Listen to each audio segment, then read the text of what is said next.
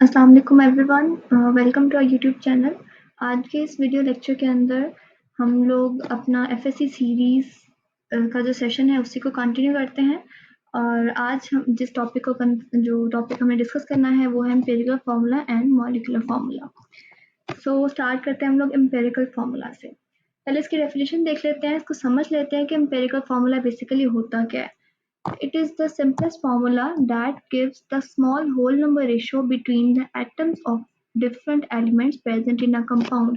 कोई भी कंपाउंड है उसके अंदर एटम जो है उनकी क्या रेशियो है, उनकी रेशियो की सिंपलेस्ट फॉर्म जो है उसको हम लोग एम्पिरिकल फार्मूला कहते हैं। इसको समझते हैं हम लोग किसी एग्जांपल से। लेट्स से हम ग्लूकोज का फार्मूला लिखते हैं C6H12O6। ये ग्लूकोज का मॉलिक्यूलर फार्मूला है। ये हमें बताता है कि कार्बन की जो एटम्स हैं वो 6 हैं, हाइड्रोजन के 12 हैं, ऑक्सीजन के 6 हैं। ये हमें पता चल रहा है। अब हम इनकी जो रेशियो है ना, कार्बन हाइड्रोजन ऑक्सीजन की जो एटम्स की रेशियो है, इसको अगर हम लोग सिंपलेस्ट फॉर्म में कन्वर्ट करें, देखिए ये 6 12 6, तो इसको अगर हम लोग सिंपलेस्ट फॉर्म में कन्वर्ट करें तो 6 1 6 6 2 12 एंड 6 1 अगेन 6। सो इसको अगर हम लोग सिंपलेस्ट फॉर्म में कन्वर्ट करें तो इसको दोबारा से फॉर्मूला को लिखते हैं हम लोग, तो इसके अकॉर्डिंग क्या आएगा CH2 और O। ये बेसिकली हमारा होता है एम्पिरिकल फार्मूला कि किसी भी कंपाउंड के अंदर उनके जो एटम की रेशियो है ना उसको सिंपलेस्ट फॉर्म में कन्वर्ट करके उस फॉर्मूला को लिखना। This is basically called empirical formula. ठीक है, ये हमने इसके एग्जांपल पे डिस्कस कर लिया। और एग्जांपल देख सकते हैं जी, बेंजीन का मॉलिक्यूलर फार्मूला C6H6 होता है। तो इसको सिंपलेस्ट फॉर्म में जब हम लिखते हैं तो CH लिखते हैं। CH is the empirical formula of benzene. ये MCQs में जो है ना ये क्वेश्चंस पूछे जाते हैं। अब हम देखते हैं कि हम लोग एम्पिरिकल फार्मूला को किस तरह से निकाल सकते हैं या किस तरह से ड्राइव कर सकते हैं, कैलकुलेट कर सकते हैं। उसके बेसिकली 4 स्टेप्स होते हैं। हम लोग वन बाय वन उनको डिस्कस करते हैं। ठीक है, स्टार्ट करते हैं जी एम्पिरिकल फार्मूला से कि किस तरह उसको ड्राइव करते हैं हम लोग। सबसे पहले फर्स्ट स्टेप जो है वो ये है कि डिटर्मिनेशन ऑफ परसेंटेज कंपोजिशन, कि हम लोगों ने एक कंपाउंड के अंदर जो एटम्स की कंपोजिशन है ना उसकी परसेंटेज निकालनी होती है। एग्जांपल हम यहीं पे साथ लिख लेते हैं, ग्लूकोज की ही C6H12O6। तो हम लोग इनकी परसेंटेज कंपोजिशन पहले निकाल लेते हैं कि इस कंपाउंड के अंदर कार्बन क्या परसेंटेज है, हाइड्रोजन की क्या और ऑक्सीजन की क्या। ये हमारा फर्स्ट स्टेप हो गया। देन हम लोग मूव करते हैं जी नंबर ऑफ ग्राम एटम्स की तरफ। दूसरे स्टेप में क्या करते हैं, हम लोग नंबर ऑफ ग्राम एटम्स निकालते हैं ऑफ ईच एलिमेंट के। इसमें ये देखिए कार्बन है, हाइड्रोजन है, ऑक्सीजन है, इनके अलग अलग से हम लोग नंबर ऑफ ग्राम एटम्स निकालते हैं। हम किस तरह से निकालते हैं कि हम लोग को जो उसकी परसेंटेज दी हुई होती है ना, लेट से यहाँ पे हमें कह रहे हैं कार्बन 40% है, तो 40% का मतलब है कि अगर जो ग्लूकोज है वो 100 ग्राम है तो 100 ग्राम के अंदर कार्बन कितना है, 40 ग्राम। ठीक है, इसका ये मतलब होगा। परसेंटेज का यही होता है ना। तो हम लोग बेसिकली इसका जो हमें परसेंटेज दी होगी ना उसको हम लोग कह लेते हैं कि वो मैस है। तो हम उसके मैस को जो है ना वो डिवाइड करते हैं उसके एटॉमिक मैस के साथ। ठीक है, ये हमारे पास निकल आते हैं number of gram atoms of each element. Her element के अलग अलग से हम लोगों ने नंबर ऑफ ग्राम एटम्स निकालने हैं। सही है, इस फॉर्मूला को यूज करते हुए उसके मैस को डिवाइड करना है हमने उसके एटॉमिक मैस के साथ। ठीक है, नेक्स्ट थर्ड स्टेप पे बढ़ते हैं जी। उसमें वो कहता है कि हम लोगों ने एटॉमिक रेशियो निकालनी होती है। ठीक है, एटॉमिक रेशियो किस तरह से निकालते हैं कि जैसे देखिए हम लोगों ने तीनों के अलग अलग ग्राम एटम्स निकाल लिए। कार्बन के लेट से मैं कहती हूँ कार्बन का ए है, a number of gram atoms, hydrogen के हैं वो बी निकले हैं, ऑक्सीजन जो है वो सी निकले हैं। कोई सपोज्ड वैल्यू कुछ भी ले सकते हैं आप लोग। तो इसमें से जो भी स्मॉलेस्ट नंबर होगा ना उससे हम तीनों को डिवाइड कर देते हैं। लेट्स से हम लोग कहते हैं कि सी इज द स्मॉलेस्ट नंबर, तो तीनों को हम लोग किससे डिवाइड कर देंगे, सी के साथ। तो इसमें हमारी जो रेशियो निकल आएगी वो बेसिकली होती है एटॉमिक रेशियो। ठीक है, तो इस तरह हम लोगों ने एटॉमिक रेशियो निकालनी है अपने एटम्स की। और ये मैंने बता दिया कि हम लोग किस तरह निकालते हैं। उसके बाद फोर्थ स्टेप है जी कि अब हमारे पास जब एटॉमिक रेशियो निकल आई है ना तो हमने देखना है कि क्या जो एटॉमिक रेशियो है क्या वो सिंपलेस्ट होल नंबर है। अगर तो वो सिंपल होल नंबर होंगे, होल नंबर क्या होता है आपको पता होना चाहिए, 0 से ऑनवर्ड, 0 1 2 3 4 5 6 ऑनवर्ड सारे के सारे होल नंबर होते हैं। अगर तो हमारे पास जो एटॉमिक रेशियो निकलती है वो सिंपल होल नंबर होते हैं, लाइक 1 है, 2 है, 3 है, कुछ भी इस तरह होल नंबर निकलते हैं, हमारे पास कोई फ्रैक्शन नहीं होती, सिंपल होल नंबर होते हैं, तो वही हमारा एम्पिरिकल फार्मूला होगा। लेकिन हमारे पास अगर सिंपल होल नंबर नहीं आते लाइक कोई जो है वो फ्रैक्शन में अमाउंट आ जाती है, वैल्यू आ जाती है, तो हम लोग उसको फिर मल्टीप्लाई करते हैं किसी भी सूटेबल डिजिट के साथ।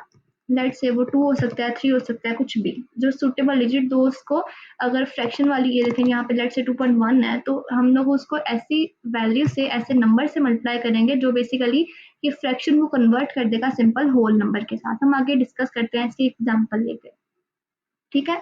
इसके हमने देखे कि 4 स्टेप होते हैं एम्पिरिकल फॉर्मूला निकालने के। सबसे पहले क्या होता है कि हम लोगों ने परसेंटेज कंपोजिशन निकालनी होती है। सेकंड पे हम लोग क्या करते हैं जी, नंबर ऑफ ग्राम एटम्स निकालते हैं। थर्ड स्टेप में हम लोग एटॉमिक रेशियो, और फोर्थ स्टेप पे हम लोग अगर तो वो होल नंबर निकल आता है तो वेल एंड गुड, अगर नहीं तो फिर हम लोग उसको मल्टीप्लाई करते हैं किसी भी सुटेबल डिजिट के साथ उसको सिंपल होल नंबर में कन्वर्ट करने के लिए। So that will be our empirical formula. हम लोग एग्जाम्पल से इसको डिस्कस करते हैं, इसको समझ लेते हैं ताकि आपके लिए आसानी हो, ठीक है। एग्जाम्पल हमें देता है जी, स्कॉबिक एसिड है, विटामिन सी हमें पता है उसकी, वो कहता है कि उसके अंदर कार्बन की परसेंटेज है 40.92%, hydrogen 4.58% and oxygen is of 54.5%। ये उसने परसेंटेज दे दी है by mass of carbon, hydrogen and oxygen. अब हमने हमें वो कहता है कि आप निकाल लें एम्पिरिकल फॉर्मूला एस्कॉर्बिक एसिड का, सही है। हम उन्हीं स्टेप्स को, उन्हीं 4 स्टेप्स को फॉलो करते हुए हम एम्पिरिकल फॉर्मूला निकालते हैं। तो सबसे पहले मैंने बात की थी कि अगर वो हमें परसेंटेज दे रहा है, इट मीन्स कि वो 100 ग्राम्स में से उतने ग्राम्स हमारा कार्बन है, उतने ग्राम हमारा हाइड्रोजन है, उतने ग्राम्स हमारा ऑक्सीजन प्रेजेंट है। तो हमें कहते हैं कि अगर हमारे पास एस्कॉर्बिक एसिड का 100 ग्राम मास होगा तो उसमें 40.92 ग्राम जो है वो कार्बन के हैं, 4.58 ग्राम जो है हाइड्रोजन के हैं, और 554.5 ग्राम जो है ऑक्सीजन के हैं। ये हमने उनका मास निकाल लिया, सही है। हमने वैसे उससे परसेंटेज दी हुई थी, तो ये हमने इसका मैथ निकाल लिया। अब हमने सेकंड, ये परसेंटेज उसने ऑलरेडी दी हुई है, तो सेकंड स्टेप क्या था आपको याद होगा। सेकंड स्टेप हमने डिस्कस किया था कि हमने उनके नंबर ऑफ ग्राम एटम्स निकालने होते हैं। नंबर ऑफ ग्राम एटम्स मैंने डिस्कस किया था किस तरह निकालते हैं कि हम लोग उसके मैस को डिवाइड करते हैं उसके एटॉमिक मैस के साथ। तो हाइड्रोजन का जब हम लोग निकालेंगे तो उसका मैस क्या था, जो अभी उसने परसेंटेज दी थी, ये देखें 4.58 उसने कही थी, तो उसके मैस को डिवाइड कर देंगे उसके एटॉमिक मैस के साथ। ये देखिए मैस का 4.58 है और इसका एटॉमिक मैस क्या होता है हाइड्रोजन का 1.008 ग्राम पर मोल, तो उसके साथ हम लोग डिवाइड कर देंगे, ये हमारे पास उसके नंबर ऑफ ग्राम एटम्स निकल आएंगे, सही है। इसी तरह से हम लोगों ने ऑक्सीजन के भी निकाल दिए और कार्बन के भी निकाल दिए, ये तीनों हमारे पास ग्राम एटम्स निकल आए हैं। अब थर्ड स्टेप में क्या था कि हम लोगों ने एटॉमिक रेशियो निकालनी होती है, और एटॉमिक रेशियो निकालने का क्या मेथड था कि जो सबसे स्मॉलेस्ट नंबर होता है उससे हम लोग डिवाइड कर देते हैं अपनी सारी जो है नंबर ऑफ ग्राम एटम्स को। तो first is of carbon, hydrogen, oxygen, ये तीनों इसी सीक्वेंस से हम लोग लिख देते हैं। तो इसको हम लोग इन तीनों में देखें तो इन तीनों में जो 3.406 है ना, it is a smallest number, so इन तीनों को 3.406 का डिवाइड कर देंगे तो हमारे पास ये जो रेशियो है वो आ जाएगी 1:1.33:1। अब यहाँ पे वो पॉइंट डिस्कस करते हैं दोबारा से, जो कि फोर्थ स्टेप था। फोर्थ स्टेप ये था हमारे पास एम्पिरिकल फॉर्मूला निकालने के लिए कि अगर तो हमारे पास सिंपलेस्ट होल नंबर रेशियो आ जाती है तो that will be our empirical formula, लेकिन अगर वो नहीं आती तो फिर हम उसको मल्टीप्लाई करते हैं किसी भी सूटेबल डिजिट के साथ, ठीक है, कोई भी डिजिट होगा, ठीक है।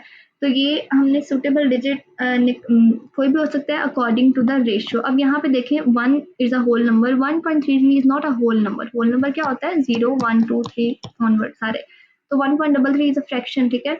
तो ये इसको हम सिंपलेस्ट होल नंबर के अंदर कन्वर्ट करने के लिए क्या करते हैं, इसको मल्टीप्लाई करेंगे किसी भी डिजिट के साथ, तो वो डिजिट हम लोग अज्यूम करते हैं, या फिर सूटेबल डिजिट जो है वो हम लोग 3 लेते हैं, क्योंकि हम लोग 1.33 को 3 के साथ मल्टीप्लाई करेंगे तो it will be probably equal to 4, approximately equal to 4।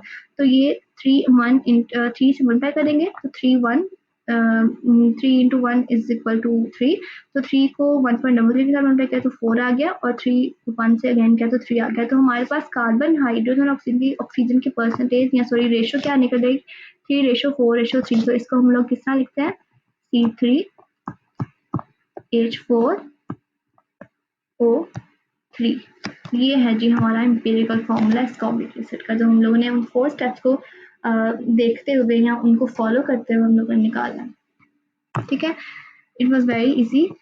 Next हम लोग मूव करते हैं जी एम्पिरिकल फॉर्मूला के ही जो है सब टॉपिक है कि एम्पिरिकल फॉर्मूला अगर हमारे पास कोई अननोन कंपाउंड दिया हुआ है तो हमारे पास उसकी कोई परसेंटेज कंपोजिशन भी मौजूद नहीं है, सही है। तो हम लोग क्या करते हैं कि हम लोग कंबशन एनालिसिस के थ्रू इस टेक्निक को यूज़ करते हैं, हम लोग किसी भी अननोन ऑर्गेनिक कंपाउंड का जो है एम्पिरिकल फॉर्मूला निकाल सकते हैं। तो उसके लिए क्या हम लोग देखते हैं कि सबसे पहले हम लोग कहते हैं कि ऑर्गेनिक कंपाउंड जो है ना, it must consist of only carbon, hydrogen, oxygen, ये तीनों जो है एटम्स उसमें प्रेजेंट होने चाहिए।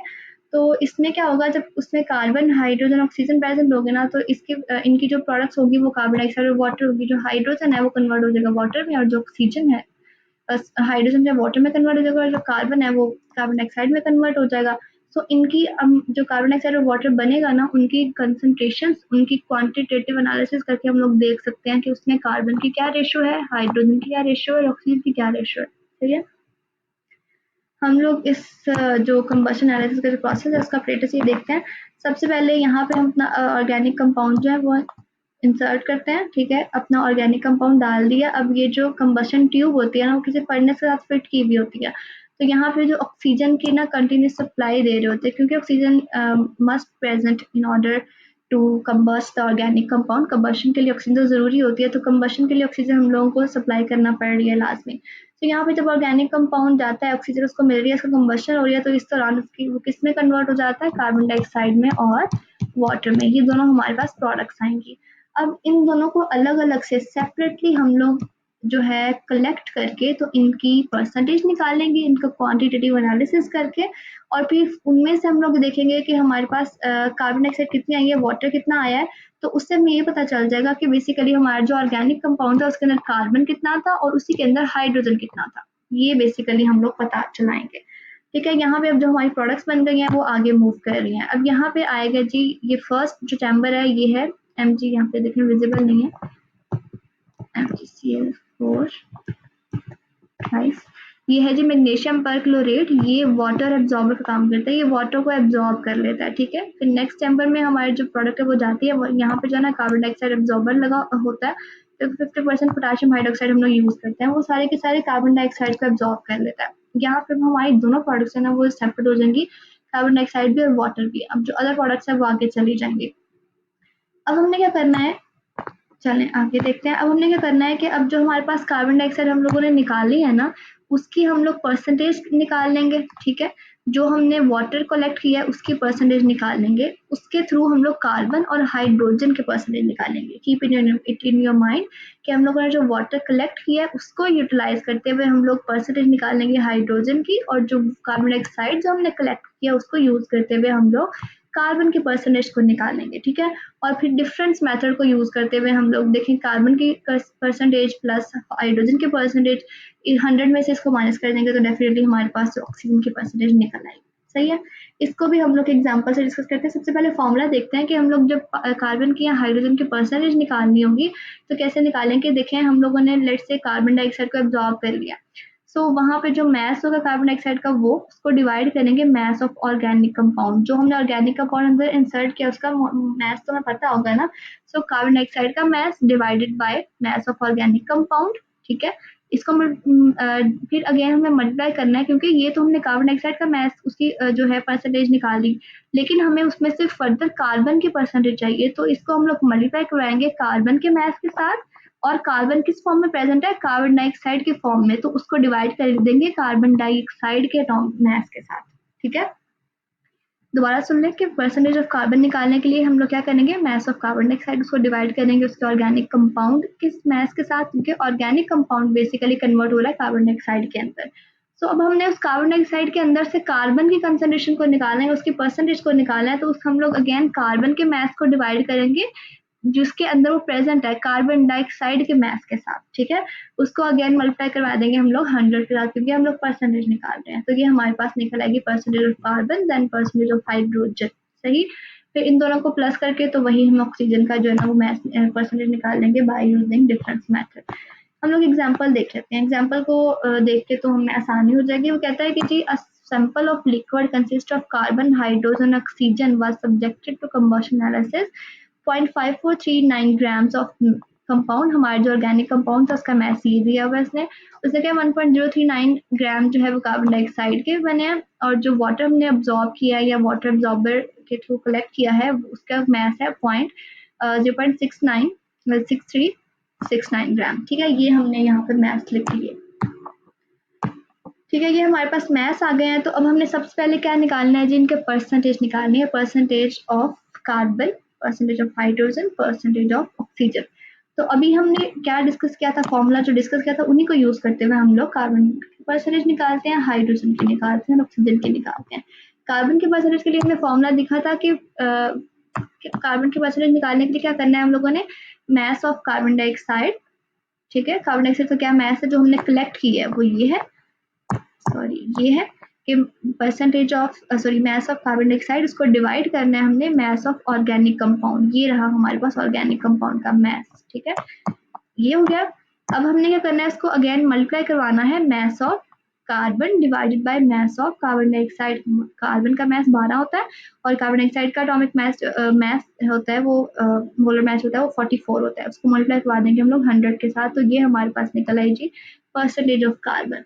उसी जो है फॉर्मूला को फॉलो करते हुए हाइड्रोजन की परसेंटेज निकाली 13.11%। अब इन दोनों को ऐड करेंगे और इसको 100 में से माइनस कर देंगे तो 34.77 जो है वो परसेंटेज निकल आएगी ऑक्सीजन की। ये हमारे पास निकल आई परसेंटेज कंपोजिशन, जो कि एम्पिरिकल फॉर्मूला ड्राइव करने के लिए निकालने के लिए सबसे पहला स्टेप था परसेंटेज कंपोजिशन। पहले एग्जांपल में तो उन्होंने हमें ऑलरेडी दी हुई थी, लेकिन यहाँ पे हम लोगों ने खुद निकाली है बाय यूजिंग कन्वर्शन एनालिसिस। तो ये हमारे पास निकल आई है जिसके percentage composition first step. Second step में क्या करना था, नंबर ऑफ ग्राम एटम्स निकालने हैं। कैसे, हमने देखा था कि उसका जो मास निकलता है या परसेंटेज कंपोजिशन निकलती है उसको डिवाइड करते हैं उसके मास के साथ। कार्बन का मास इज 12, तो उससे करेंगे हमारे पास नंबर ऑफ ग्राम एटम्स निकल आए। इसी तरह हाइड्रोजन और इसी तरह ऑक्सीजन के नंबर ऑफ ग्राम एटम्स निकल आए। थर्ड में हमने क्या करना था जी, एटॉमिक रेशियो निकालनी है। एटॉमिक रेशियो कैसे निकालते हैं कि सारे नंबर ऑफ ग्राम एटम्स को डिवाइड करते हैं स्मॉलेस्ट नंबर के साथ। इन तीनों में स्मॉलेस्ट नंबर 2.17 मुझे नजर आ रहा है, तो तीनों को उससे डिवाइड करेंगे तो हमारी जो एटॉमिक रेशियो है वो याद रखिए 2:6:1। अब देखें यहाँ पे, देखें 261, तीनों के तीनों जो है वो होल नंबर है, तो हमें इसको किसी भी सिंपलर किसी भी डिजिट के साथ मल्टीप्लाई करने की जरूरत नहीं है। सो यही हमारा जो है वो एम्पिरिकल फॉर्मूला होगा हमारे ऑर्गेनिक कंपाउंड। ये बहुत एक इजी मेथड है, इससे रिलेटेड न्यूमेरिकल भी आ जाता होता है एग्जाम में, सो आप इसकी प्रैक्टिस करें लाजमी। ये था जी हमारा एम्पिरिकल फार्मूला। और एम्पिरिकल फार्मूला जिसे हम लोग निकालते हैं, लाइक जो एक्चुअल नंबर ऑफ एटम्स होते हैं उसको हम लोग मॉलिक्यूलर फार्मूला कहते हैं।